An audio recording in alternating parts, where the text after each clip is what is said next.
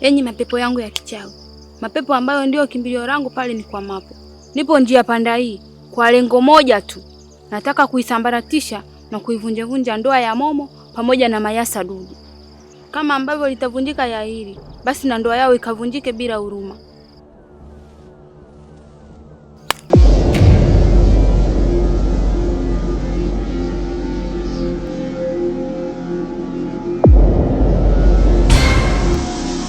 Mayasa, umeanza lini tabia kunipikia mboga yenye chumvi nyingi kiasi hichi?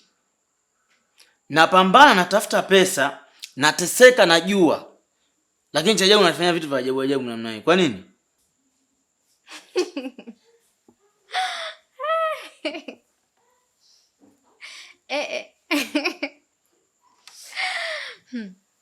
Shibe bwana. Kweli Shibe mwana Malevi. Umekula wewe, mbona unakaribia kushiba? Ndio unaanza kusema mboga na chumvi nyingi. Kwa nini hujaanza kusema maneno wakati unaanza kula? Unaona sasa dharau zako? Yaani mimi naongea na wewe unaongea. Yaani na sijui kwa nini nilioa mwanamke mpumbavu kiasi hiki. Na una bahati alikuchagua mamangu. La sivyo. Sasa hizo ungekuwa huko kijijini kwenu unalima.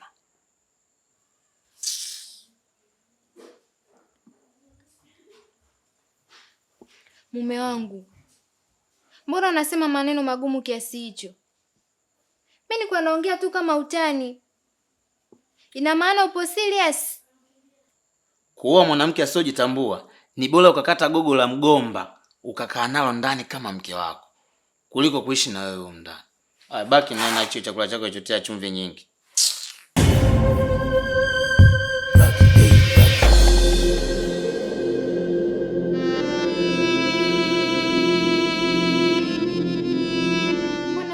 Amebadilika kiasi hichi.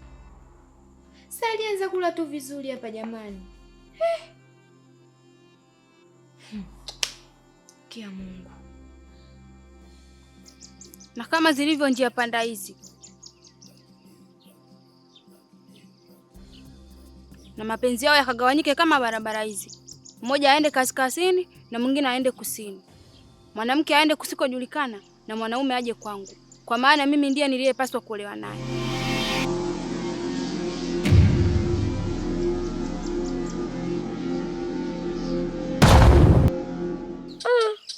Umtako wa uchawi.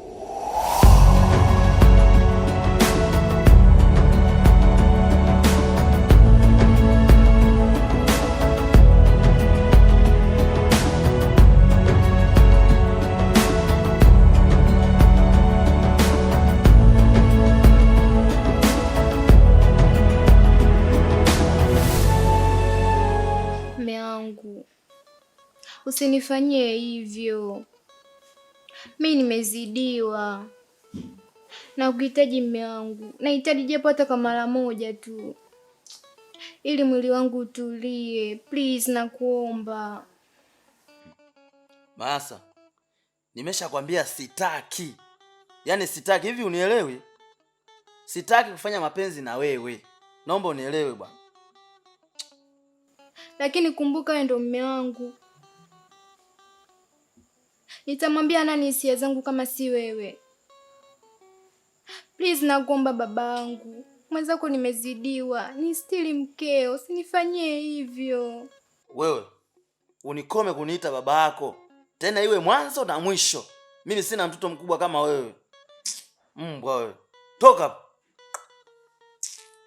Momo. Kwani shida nini? Mbona umebadilika ghafla?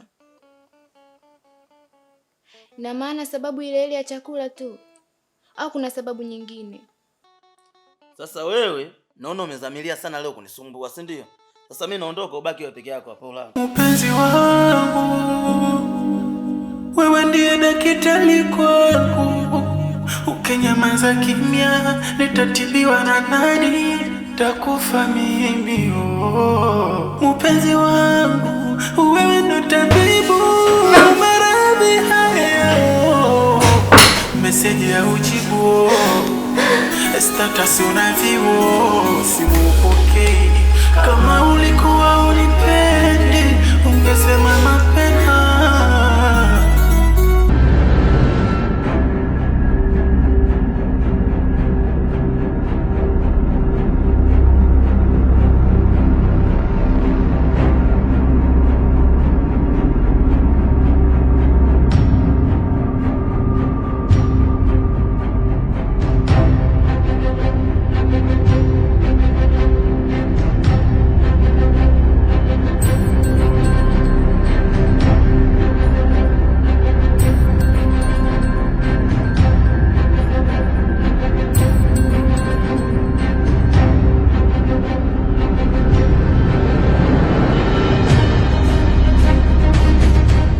Vipi? Mbona kwangu usiku kama huu? Kuna shida? Mimi ningeomba kwa tuongelee ndani.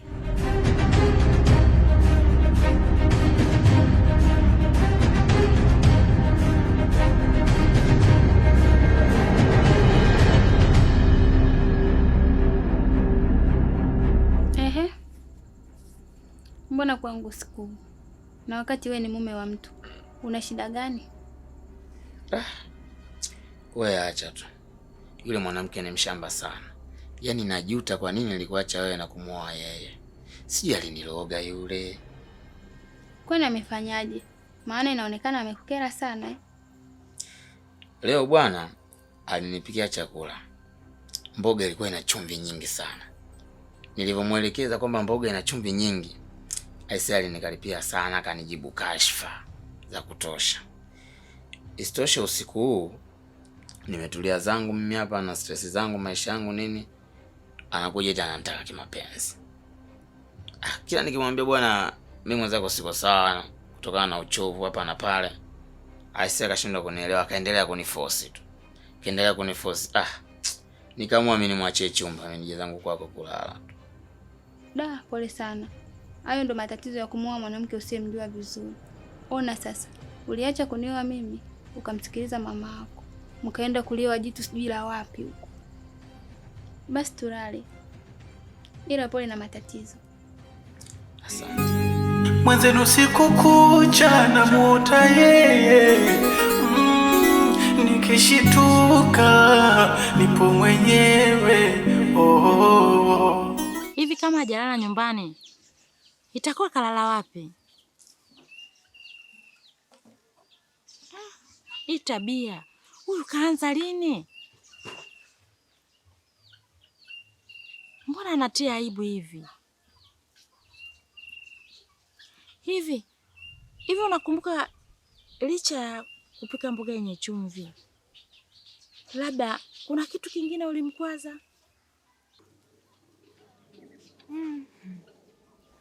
Ndiyo. Ipo sababu iliyomkwaza na ndio ilomfanya aondoke nyumbani. Lakini sidhani kama ni sababu yenye mashiko. Jana usiku tukiwa tumekaa kitandani, mimi nilikuwa nataka haki yangu ya ndoa. Yeye akagoma. Na nilipojaribu kumbembeleza, akasema anamsumbua. Na akanyanyuka kitandani na kuondoka. Hivyo ni sababu ya kumfanya mtu asilale nyumbani? Hivi ukachanganyikiwa eh? Kwa nini akufanyie kama hivyo? Hajui kama anakufundisha tabia mbaya? Hivyo wewe kama ukiwa hapo ukiwa malaya, yeye atajisikiaje? Hajui kama ndo anakufundisha hivyo? Yaani kaka yangu huyu akili yake sio vipi. Hasa wifi yangu tulia.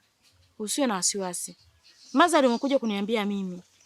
Mimi nimekusikia na nimekuelewa. Hili swala nitalifuatilia mimi. Nitamuita. Nitakaa naye tutayaongea na tutayamaliza tu. Sawa wifi. Mimi nimekuelewa. Basi acha tu niende nyumbani. Sawa wifi, wewe nenda. Mimi nitalishughulikia hili na yataisha.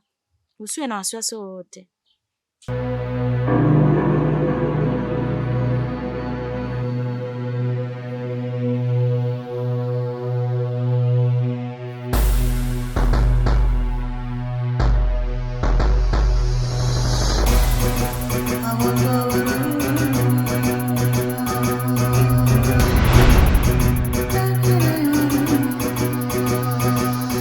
Mkuu, lile jambo letu limeshakamilika. Na taarifa njema ni kwamba kila kitu kimeenda sawa. Na maanisha wameshavurugana. Na hata jana usiku mwanaume alikuja kulala kwangu. Hapana. Zoezi bado halijakamilika. Kama limekamilika basi limekamilika upande mmoja kwa mwanaume. Anaonekana tayari amebadili maamuzi, anataka kumwacha mke wake. Lakini kwa mwanamke bado zoezi halijakamilika. Anaonekana yeye bado anahisia na mume wake. Sasa nifanye nini kingine mkuu? Ili moyo wa mwanamke usiwe na upendo kwa mumewe. kachote unyayo wake pale alipokanyaga yeye, funga kwenye kitambaa chekundu, nenda kafukie kwenye kaburi la mtoto mdogo ambaye hakuwahi kulia alipozaliwa. Sawa mkuu, nimekuelewa.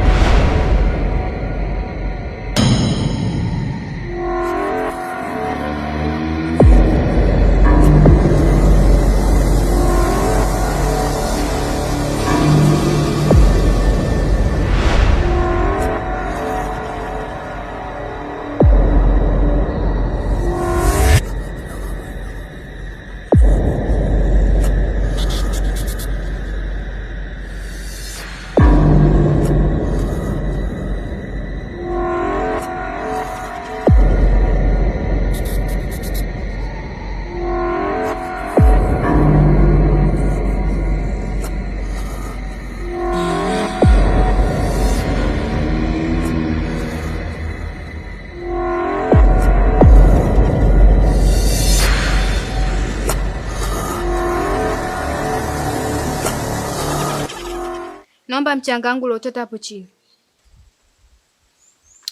Mchanga wako? Mbona mimi sijachota mchanga wako?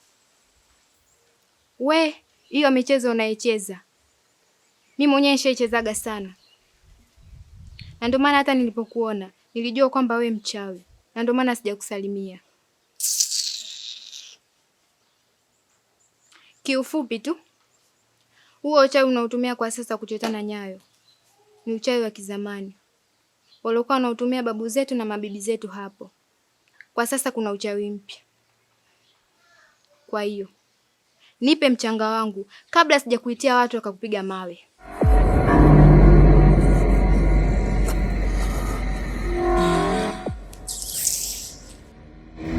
Hiyo michezo mnaicheza tutaonyeshana.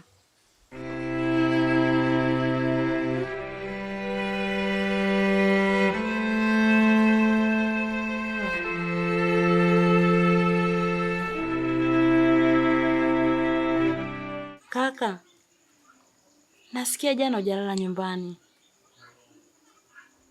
Sasa umelala wapi? Na kwa nini una tabia hiyo? Hiyo tabia wewe umeanza lini kwanza? Haujui kama unamnyanyasa mtoto wa watu? Kwa nini umnyanyasa kama hivyo? Haujui kama unamtesa? Acha kumtesa mwenzio. Dada, wewe yule mwanamke umjue tu. Mayasa sasa amekuwa na tabia mbovu, tena tabia chafu. Mayasa sasa hanijali wala hajui anaongea na nani. Jana bwana, Mayasa amenipikia chakula chenye chumvi nyingi. Nikamuita nimuelekeze kama mke wangu chakula jinsi alivyokipika. Mayasa ameanza kunifokea, ananijibu kashifa. Yaani hajui kama anaongea na nani Mayasa. Nikasema haina shida, nikatulia. Sasa usiku nimetulia mimi na wazazi wangu maisha, saizi naendesha vipi hali yenyewe saizi ngumu hii. Anakuja anaanza kuniletea tena romantic. Ansogelea mimi nakutaka. Unanitakaje kwanza, yani unanitakaje kimfano? Nikamwambia mimi nimechoka. Anazidi kuniforce. Mimi nimechoka. Anazidi kuniforce tu. Mimi nikamwona niondoke zangu bwana. Mwanamke gani huyo dada? Mtu mmetulia baada ya mwaze maisha, yeye anawaza ngono. Sasa wewe mwanamke na mafanikio kweli dadangu unavomuona wewe kweli? Si umaskini, utakao maskini huu unavoniona mdogo wako. Yaani kaka wewe ndo wakusema hivyo? Wewe huyo leo unasema hivyo. Haujui kama yule mke wako? Yule mke wako na wewe mume wake. Kwa hiyo unafikiria wewe unavomnyima tendo la ndoa, unafikiria akafanye wapi? Haujui kama unamfundisha umalaya? Akianza umalaya utamlaumu mtu kweli? Kwani unafanya hivyo kaka? Hata Mwenyezi Mungu hapendi swala hilo. Hata mambo ya dini hayasemi hivyo. Sio sawa unachokifanya. Yaani unakosea sana. Yaani unatakiwa tu uende ukamwombe msamaha mke wako. Muyaongea hayo yaishe, muendelee na maisha. Unachokifanya unakikosea sana. Dada bwana, swala mimi la kumwomba msamaha Mayasa, kwa hilo siwezi yani. Mayasa kama anataka akae, hataki aondoke. Mimi siwezi nikakaa hapa nikaanza kumwomba Mayasa msamaha, nimuombe Mayasa msamaha. Yeye kama nani?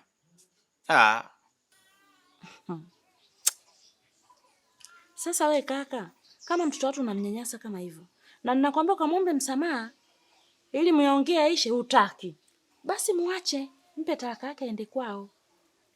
Kwa nini unamng'ang'ania sasa na wewe umtaki? Hilo swala la talaka hilo ndo nalifikiria hilo. Nikipata mwafaka wake nampa talaka aende zake kwao. Kwanza simpi mmoja, nampa 3. Yaani akaolewe kabisa huko anakoenda. Yaani maasa saizi aisee yaani siwezi kabisa kukaa na, yaani hata nikikaa na hivi sielewi kwanza nimekaa na nani. Yaani naona kabisa kwamba kwanza nikifika tu ndani naona kama kichefuchefu yani. Bora hata nikiwa mbali naye kidogo kuna uafadhali, sio nikaa naye karibu. Aende kwao akaolewe. Yaani akaolewe tena mapema. Simtaki. Aya basi muache, ni bora umuache kuliko uendelee kumtesa. Wewe unafikiri watu wanavyokuangalia wanakuonaje wewe? Wanakutafasiri vipi kwa tabia kama hiyo unamfanyia mke wako? Umechoka, mpe talaka yake aende kwao. Unang'ang'ania kukaa naye mara unaondoka mara hivi, uone kama unakosea. Sawa dadangu, mimi nimekuelewa.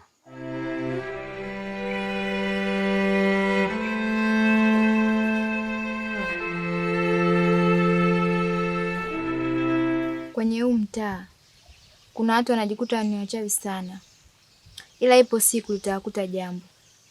Kina nani tena? Na kwa nini unasema hivyo? Watu wa huu mtaa wanahisi kila mtu ni mtu wa kumchezea. Leo wakati napita njiani nilishangaa sana. Kuna mtu kachota mchanga wa unyayo wangu, sijui hata alijiamini nini. Mbona makubwa? Ikawaje baada ya hapo? Kwanza mtu mwenyewe ni nani? Natamani kumjua.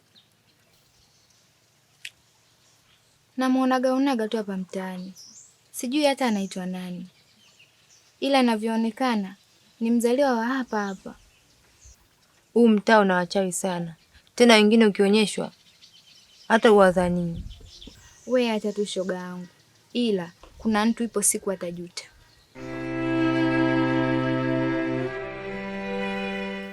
Mkuu, hili jambo limeshaanza kuwa gumu. Inaonekana yule dada kajipanga na sio mtu wa kawaida kama tunavyodhani. Amejipanga? Amejipangaje? Unamaanisha nini kusema hivyo? Nimefanya kama ulivyoniambia. Nimetega pale barabarani wakati anapita. Nimehakikisha kabisa amepita. Nimechota unyayo wake. Ile nanyanyuka tu na kukutana naye mbele yangu uso kwa uso. Na maneno aliyoniambia ndio yamefanya niamini kwamba yule sio mtu wa kawaida. Kakwambia maneno gani? Kaniambia kwamba uchawi wa kuchotana nyayo ni uchawi wa kizamani, ila kuna uchawi wa kisasa. Ina maana yule binti ni mchawi? Mbona hata afanani? Kwa picha aliyonionyeshia leo, inaonekana yule naye ana kitu, sio mtu wa kumdharau. Basi sawa. Wewe nenda jiandae. Usiku wa leo tunaenda kumpima. Tumuone kama aliyomo yamo au mikwala yake tu anatuwekea kutaka kutusumbua akili zetu. Sawa mkuu, nimekuelewa. Sawa.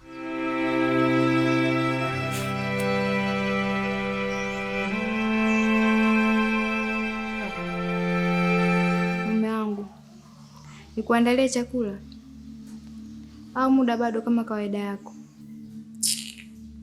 Sina shida ya chakula chako mimi. Hivi we mwanamke, ni nani aliyokutuma utoke hapa uende kwa dada yangu ukamshirikisha mambo ya humu ndani? Na ulivyomshirikisha ulitaka kushauri nini labda? Lakini mume wangu, mimi nilipata na wasiwasi sababu wewe kulala nyumbani. Kwa hiyo ilibidi niende kwa wifi nikakuulizie. Nilijua ulilala kule. Na aliponiuliza sababu ya wewe kulala nje, ilibidi nimwambie. Lakini sikuwa na nia mbaya mume wangu. Yaani wewe mwanamke ndo hauna akili kabisa yani. Yaani umenikosea, nilijua unaniomba msamaha, alafu unajitetea. Hivi kwa mfano, hapa sasa hivi nikasema nikuandikie talaka, utanilaumu kweli? Mume wangu, mbona tunafika huko? Basi nisamee mume wangu. lakini mimi nakupenda sana na nimekiri makosa na kuahidi sitarudia tena kutoa taarifa zetu nje. Sasa ole wako nisikie tena mambo ya humu ndani unatoa nje, ndio utajua nini maana atawaka.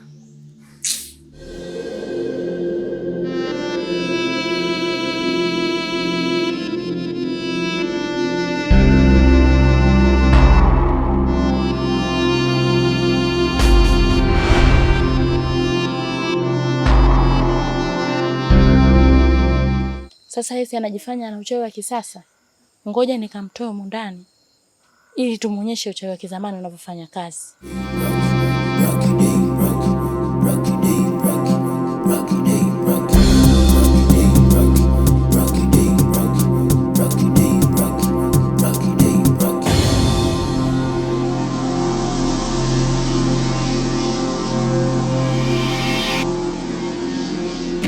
Vipi mkuu?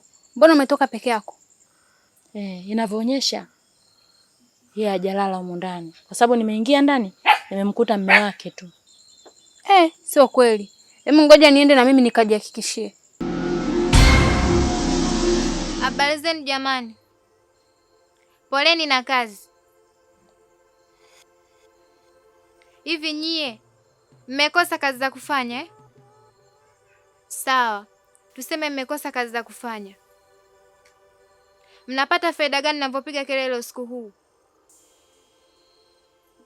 Sasa leo nawasamehe, ila mkiendelea na huu mchezo, ipo siku mtanasa na wanakijiji wote watajua kama nyinyi ni wachawi. Haya, tokeni hapo, tokeni wapumbavu nyie.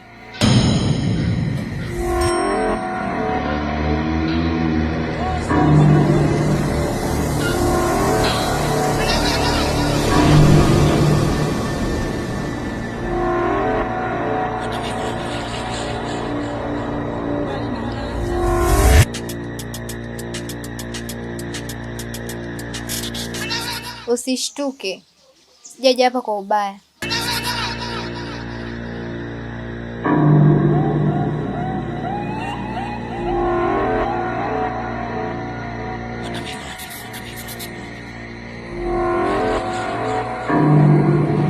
Nimekuja kwa lengo moja tu. Nataka kujua kwa nini unanifuatilia. Siku ya kwanza ukachota mchanga wangu nikakuzuia. Siku ya pili jana usiku ukaja wewe na mwenzio mkataka mnitoe ndani ili mnitese. Je, kuna kosa nililokutendea?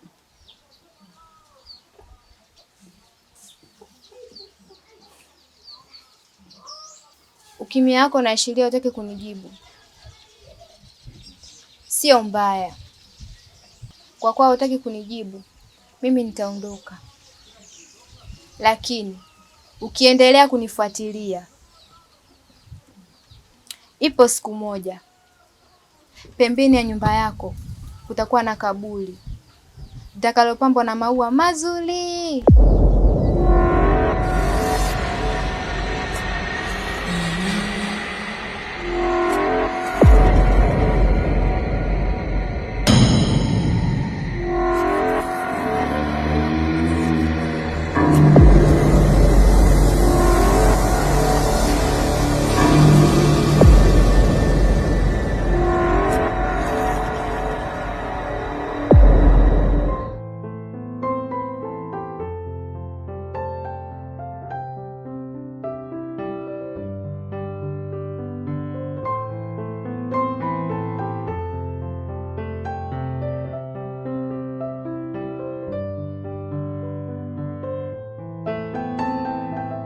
Dada, usiumize sana kichwa kutaka kujua adui yako anataka nini.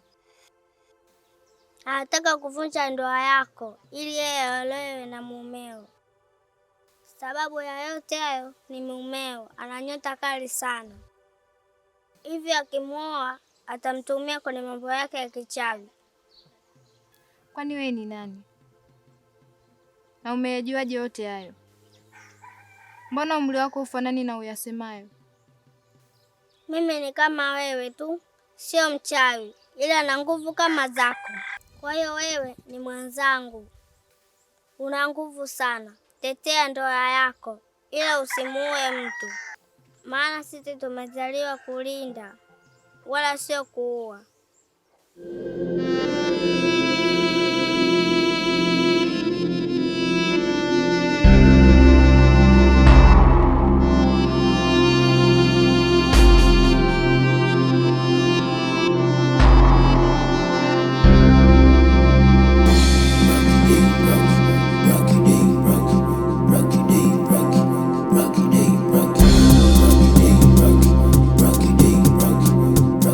Dada, kijiji chetu hakitaki kumpoteza mtu mwingine kwa sasa. Kasi unaokwenda nayo italeta majonzi siku sio nyingi. We mtoto, una maana gani kusema hivyo? Na ni majonzi gani hayo itakayoleta? Wahenga wanasema asiyejua maana usimpe maana. Mimi naenda, ila kuwa makini na mwendo wako.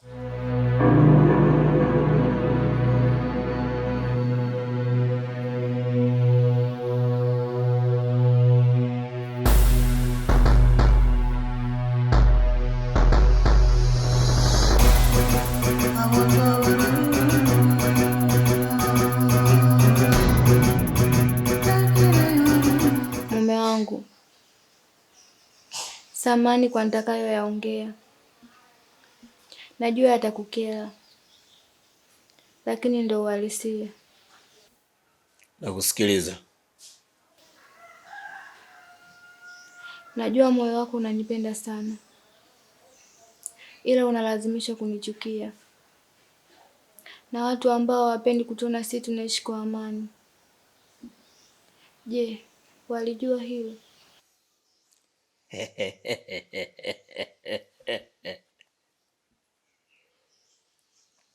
Yaani wewe chizi kweli yani. Ni nani aliyokuambia kwamba mimi nakupenda? Na ni kina nani ambao hawapendi kutuona sisi tunaishi kwa amani? Labda nikwambie kitu wewe mwanamke. Sijawahi kukupenda na sitokuja kukupenda kamwe. Mimi kukuoa wewe ni lazimishwa tu. Mimi nina chaguo langu. Najua kama unampenda sana bonge la dada, na ndio mwanamke anayefanya leo hii mimi naonekana kama kituko. Ila nikwambie kitu, labda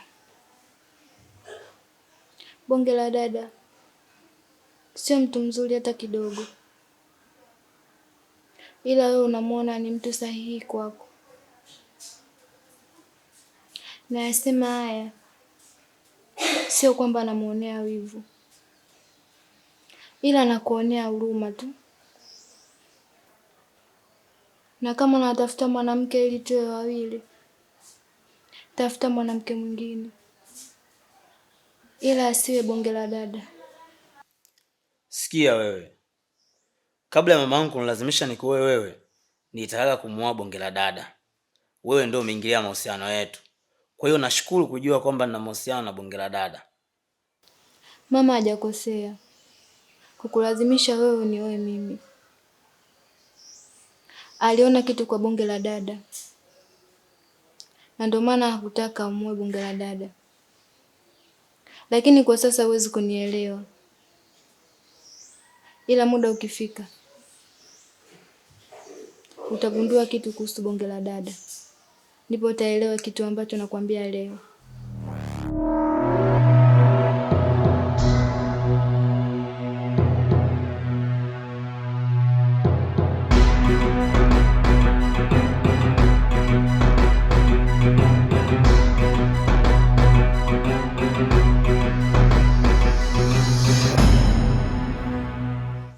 Hivi yule mtoto yeye anajikuta nani kwani? Yeye mwenyewe anaona sisi ametuweza sana kwa sababu katukuta pale. Yaani kubahatika kutuona tu basi anaona anatuweza kweli kweli. Anajifanya anatusalimia na maneno anaongea. Hivi nataka kuniambia kaja asubuhi kwako na anasema anakuja kukuuliza tu? Ndio hivyo. Kiukweli amenitisha sana. Mpaka nahisi hatari kiupande wetu. We acha uoga, yule ni mdogo sana, sisi hawezi kutushinda yule. Hapo inavyotakiwa tujipange tu, tukae tujipange vizuri, turudi tena tuendelee na kazi yetu. Yule lazima tumkomeshe, hawezi kutudhalilisha kiasi hichi. Sawa mkuu, ila yatupaswa kuwa makini, maana mdharau mwiba mguu wote atende. Wewe yaani yule mchawi mdogo tu, mchawi wa juzi tu, aje kutushinda sisi tulobobea, tuna miaka na miaka? Acha uoga kabisa, yaani usimwogope chochote. Sisi tunamuweza kabisa yule. Lazima sisi tuwe juu yake. Hatuwezi kumpa nafasi yeye ajawe juu yetu. Tujipange, tumwadhibu na tumdhibiti. Hawezi kutushinda. Sawa, limeisha hiyo. Dada, mimi nimekuja hapa kwako. Ujio wangu mimi ni kuhusiana na swala la kumpa mke wangu talaka. Mayasa bwana nataka nimpe talaka na nimeamua mimi mwenyewe kutoka moyoni mwangu. Sijashawishiwa na mtu aina yoyote, sijakaa na rafiki, ni wewe tu nilikushirikisha.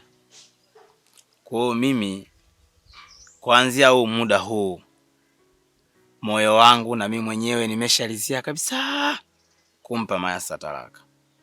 Aondoke tu kabisa. Kweli?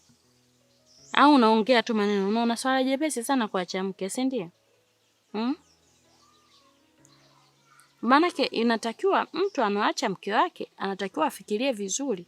Sio leo umemwacha, kesho unalia wivu, tunasikia mabarabarani huko unapigana. Vitu hivyo havitakiwi. Kama umeamua kumwacha, muache. Sio kesho na kesho kutwa namrudia. Ndio maana wanakuambia ukitaka kuacha mke fikiria kwa umakini. Uone kama lile jambo unalotaka kulifanya liko sahihi au sio sahihi. Moyo wako tayari umekinai au moyo wako bado unampenda, ndo unaamua.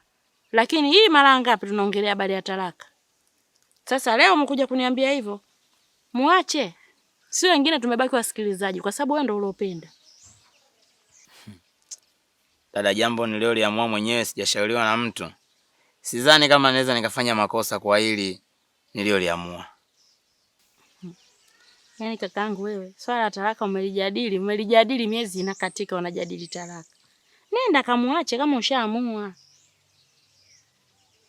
Kama ushaamua, mwanamke ushaona akufai, nenda muache. Lakini sio leo unamuacha, kesho unamrudia. Unamuacha, unaanza kupigana. Hivyo vitu havitakiwi. Andika talaka yake, mpeleke paka kwao.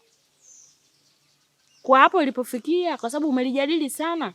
Na kila siku nakwambia, kama umemchoka muache, kama umemchoka mrudishe kwao. Bado niambia tu, dada nafikiria, dada nafikiria. Leo unasema unamwacha. Sasa nenda kamuache. Hapa palipobakia mimi nimebaki msikilizaji. Wewe ndo ulooa. Kwa hiyo utamuandoa wewe ndo unaujua. Na ubaya wa ndoa yako wewe mwenyewe ndo unafanya nini unaujua. Kwa hiyo kama umeamua hivyo, amua basi simama kiume. Umpe talaka yake umalizane naye. Sio kila siku tunaliongelea jambo hilo hilo. Wewe huoni taabu? Sawa, nimekuelewa dada. Sawa. Sawa, kama unamwacha kweli tutaona. Maana kila siku unamwacha kumwacha kwenye umuachi. Na muacha kumwacha umwache mwanamke bado unaye.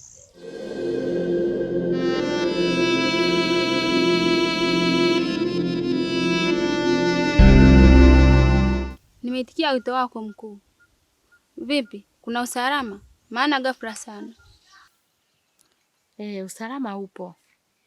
Yaani unavyoniona hapa nimefurahi sana kwa sababu naona tunakoenda tunafanikiwa jambo letu.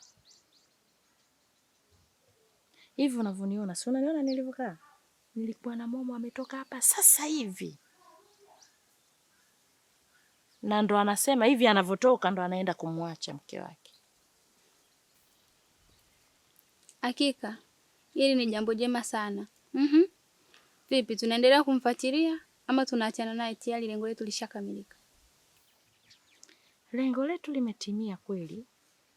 Lakini lazima tumfuatilie kwa sababu yule kasema sisi tuna uchawi wa kizamani. Sasa leo usiku twende tukamuonyeshe uchawi wa kizamani jinsi unavyofanya kazi. Sawa mkuu wangu, una baya. Mayasa,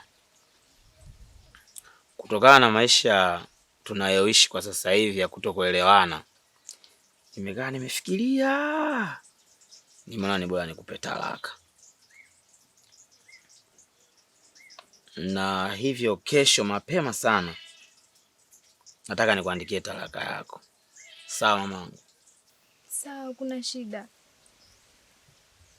Nitapokea hiyo talaka kwa mikono yangu miwili. Ila naombi moja kwako. Mbona umekubali haraka kuhusiana swala la kukupa wewe talaka? Ulikuwa umepanga kuniacha nini? Okay, sawa. Tuachane na hilo. Ni jambo gani hilo ambalo ulikuwa unaomba mimi nikusikilize? Sikuwa na lengo la kuachana na wewe. Ila kwa kuwa furaha yako ni kuachana na mimi, basi sawa, sina budi. Kwa kuwa hata mimi napenda kukuona ukiwa na furaha.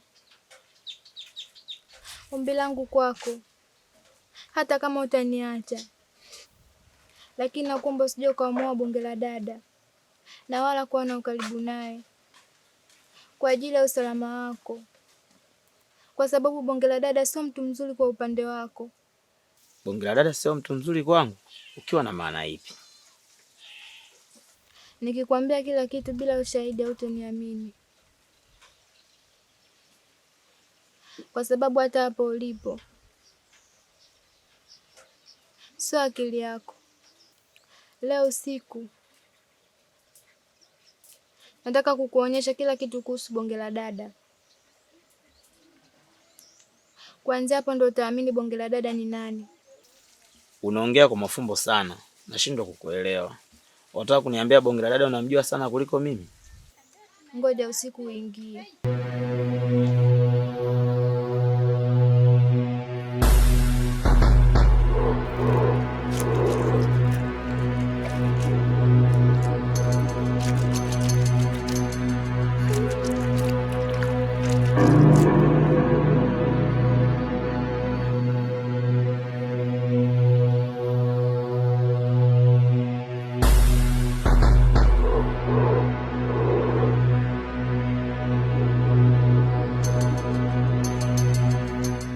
Kulikoni, mbona hivyo?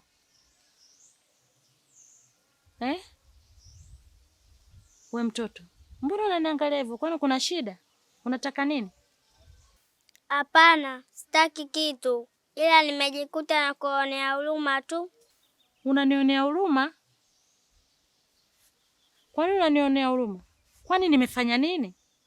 Haujafanya kitu kibaya, ila kitu kibaya kitakutokea wewe.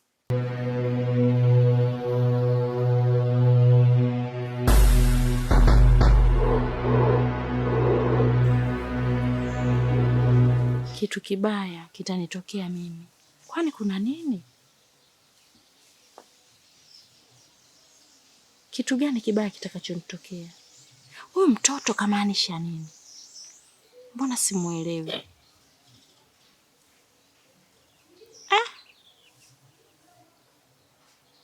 Inawezekana kweli kwa maneno yake kitu kibaya kikanitokea? Kitu gani kitakuwa?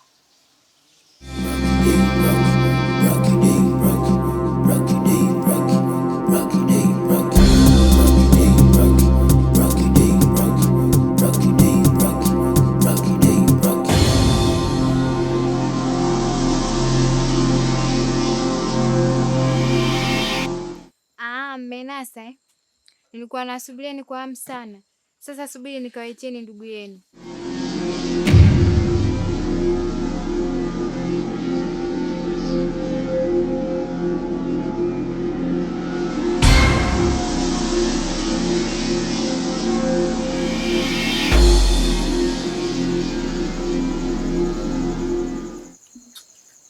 Mume wangu, njoo basi, njoo uone.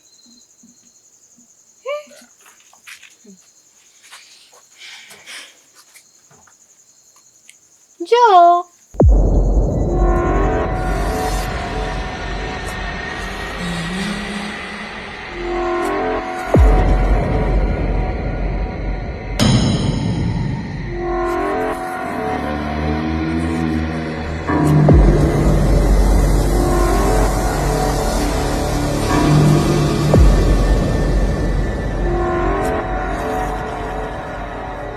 Mume wangu yule si ndo mwanamke alikuwa anakufanya usilale nyumbani? Chakula unakula unakiona kina chumvi nyingi. Hauelewani na mimi. Si ndo yule bonge la dada? Kwa yule sina maelezo mengi kwa sababu unamjua zaidi. Mimi bora tu nikuache uendelee na familia yako, mimi niende kulala. Sawa mke wangu, nenda kalala. Jamani. Yule si dada yangu kabisa jamani, dada yangu kabisa mimi. Na huyu hapa si ndo bonge la dada wewe, bonge la dada. Uje gani unayojua wangu nyumbani kwangu namna hii? Bonge la dada leo nakuja namna hiyo jamani. Astaghfirullah jamani, huu msiba mzito kabisa jamani. Dadangu, leo wakujia hivyo? Unanijia umepaka marangi dada, unakuja kichawi. Mimi mdogo wako nimelala. Yawezekana naota ndoto za ajabu humu ndani. Kumbe shida ni wewe dadangu. Kwani unanifanyia hivi mimi mdogo wako? Kwani nimekukosea nini dadangu? Ona saizi unavyoaibika hapo. Uwanja wa mdogo wako kabisa, yani unakuja sijui ndo umenasa hapo. Sijui ndo mmefanya nini? Viangalie visura vyao vilivyokuwa na aibu. Yaani wewe ndo maana unaitwa bonge la dada alafu ni mwembamba kabisa. Sio hilo jina nani alikupa? Aisee jamani, kweli aisee. Hakunaga roho za achawi zinakuwa na nuru, maskini ya Mungu. Sasa hizi hapa. Hii sura yangu mimi naiweka wapi? Isitoshe hapo unaoshangaa mpaka asubuhi mko hapo. Mimi naiweka wapi sura yangu dadangu? Mbona unanifanyia vitu vya ajabu dadangu? Kumbe kila siku nikija pale na kushirikisha mambo ya mke wangu, wewe kinachotokea unanishauri. Mimi najua dadangu anishauri vizuri. Kumbe unanishauri niachane na mke wangu. Kisa ni huyu hapa bonge la dada huyu aliyokondeana ambaye nyama hana huyu naye. Kiangalia kwanza kasura kake kwanza kama kambuzi. Yaani aisee jamani. Huu wote ni uchawi huu. Mpaka ilifikia hatua natoka usiku ndani kwa mke wangu. Nakuja kulala kwako wewe mbwa wewe hapa. Usiniangalie mimi, cheki kwanza vinaniogopesha, viangalie. Haya sasa. Mtakaa hapo mimi ngwani kalale mkutwe mpaka na watu mchana.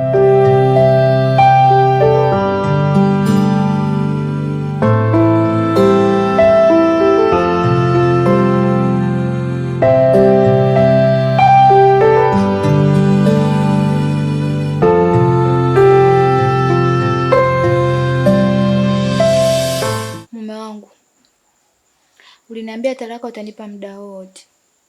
Vipi sasa? Utanipa leo au utangoja kesho asubuhi? Maanake kesho nataka nitoke mapema sana. Si unajua usafiri wa nyumbani kwetu unavyosumbua. Maasa mke wangu. Ni kweli nilisema nitakupa talaka hivi karibuni muda wote. Lakini unaona mwenyewe kilichotokea hapo nje. Sio kitu cha kawaida kabisa. Ndio maana nilikuwa sishikiki. Chochote tunachoongea mimi sikuelewi mke wangu. Lakini hata wewe mwenyewe pia umeona mauzauza yaliyotokea hapo nje. Sio mauzauza ya kawaida. Tena nimefezeka sana. Mimi ningependa niseme hivi. Mke wangu Mayasa, naomba unisamehe sana. Tena nisamehe sana mume wako. Kama nisingeona mapema haya mauzauza, yawezekana ningeweza kukupa talaka. Mwisho wa siku ungekuwa huko mbali na mimi Mayasa. Naomba unisamehe sana. Mimi ni mume wako. Natambua mimi tunapendana sana. Sawa mke wangu? Mume wangu, najua ulikuwa unayafanya yote yale kwa kuwa ulikuwa hujielewi. Ila kwa kuwa umeniomba msamaha na umetambua makosa yako, nimekubali kukusamehe kilo safi. Aisee. Nimefurahi sana Mayasa kusikia hivyo umenisamehe. Manake sijui ingekuwaje yani. Kama kile kipindi cha uchao ulivyokuwa unanipanda vile, ningetoa talaka. Sasa ningeishi na nani mimi huko ndani? Mayasa wangu mzuri. Leo hii ningekukosa. Aisee. Nakupenda sana mke wangu. Tutaishi kama zamani. Achana na masuala ya kichawi ile masuala ya kulogwa sasa mume wako niko safi. Kuanzia sasa utaenjoy. hakuna mwanamke mwingine aina yoyote ataingia kwenye himaya yako ya mapenzi. Mimi ni wa kwako na wewe ni wa kwangu. Kweli. Sogea karibu yangu. I swear to God, moyo umeshapiga hodi kwake, nishatulizana, nishacha mapepe, nasubiri ndoa tu. Yeye ndo chaguo langu, chaguo la moyo wangu, yeye number one, wengine sitamani maishani. Yeye ndo chaguo langu, chaguo la moyo wangu, yeye number one, wengine sitamani maishani.